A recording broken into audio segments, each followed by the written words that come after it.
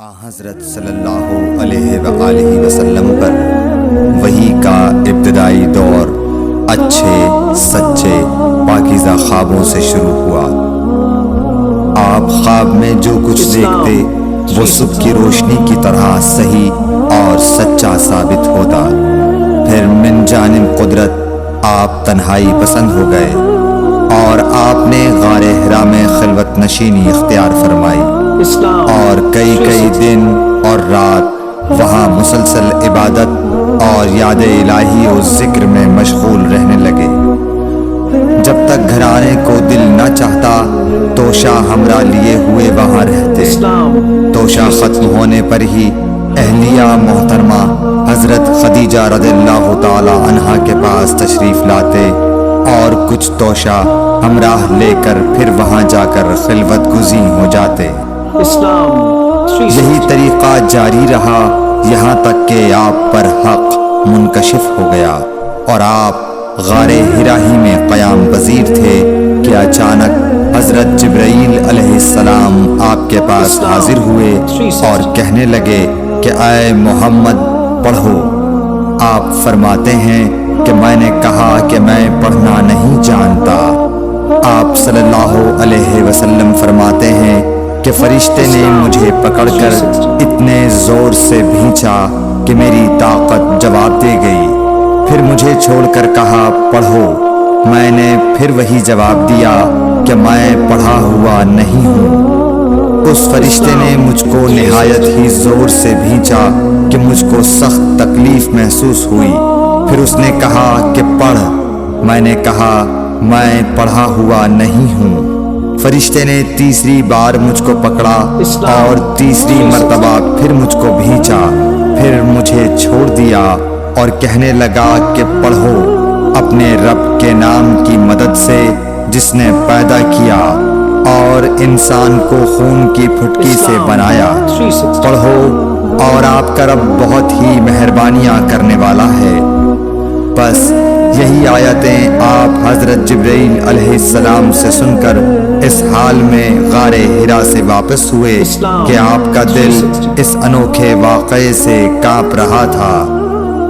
آپ حضرت خدیجہ کے ہاں تشریف لائے اور فرمایا کہ مجھے کمبل اوڑھا دو، مجھے کمبل اوڑھا دو۔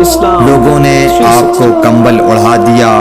جب آپ کا ڈر جاتا رہا تو آپ نے اپنی زوجہ محترمہ حضرت خدیجہ رضی اللہ تعالی عنہا کو تفصیل کے ساتھ یہ واقعہ سنایا اور فرمانے لگے کہ مجھ کو اب اپنی جان کا خوف ہو گیا ہے۔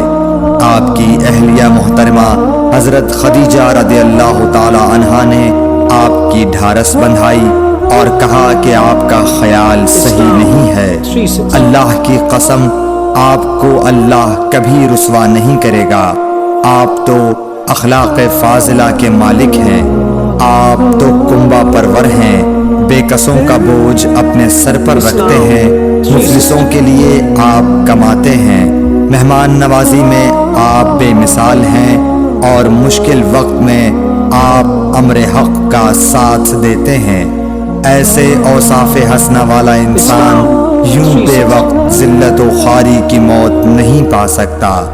پھر مزید تسلی کے لیے حضرت خدیجہ رضی اللہ تعالی عنہا آپ کو ورقہ بن نوفل کے پاس لے گئیں جو ان کے چچا زاد بھائی تھے اور زمانہ جاہلیت میں نصرانی مذہب اختیار کر چکے تھے اور عبرانی زبان کے کاتب تھے۔ چنانچہ انجیل کو بھی حسب منشائے خداوندی عبرانی زبان میں لکھا کرتے تھے۔ انجیل سریانی زبان میں نازل ہوئی تھی، پھر اس کا ترجمہ عبرانی زبان میں ہوا۔ ورقہ اسی کو لکھتے تھے۔ وہ بہت بوڑھے ہو گئے تھے، یہاں تک کہ ان کی بینائی بھی رخصت ہو چکی تھی۔ حضرت خدیجہ رضی اللہ تعالی عنہا نے ان کے سامنے آپ کے حالات بیان کیے اور کہا کہ اے چچا زاد بھائی، اپنے بھتیجے محمد صلی اللہ علیہ وسلم کی زبانی ذرا ان کی کیفیت سن لیجئے۔ وہ بولے کہ بھتیجے آپ نے جو کچھ دیکھا ہے اس کی تفصیل سناؤ۔ چنانچہ آپ صلی اللہ علیہ وآلہ وسلم نے از اول تا آخر پورا واقعہ سنایا، جسے سن کر ورقہ بے اختیار ہو کر بول اٹھے کہ یہ تو وہی ناموس معزز رازدان فرشتہ ہے جسے اللہ نے حضرت موسیٰ علیہ السلام پر وحی دے کر بھیجا تھا۔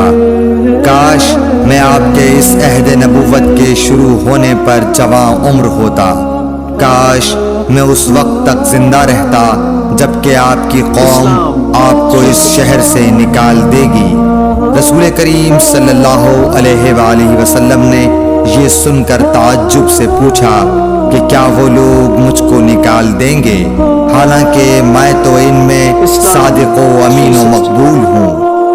ورقہ بولا، ہاں یہ سب کچھ سچ ہے، مگر جو شخص بھی آپ کی طرح امر حق لے کر آیا لوگ اس کے دشمن ہی ہو گئے ہیں۔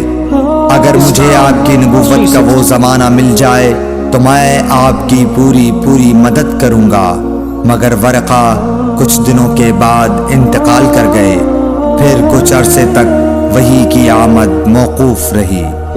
صحیح بخاری حدیث نمبر 3۔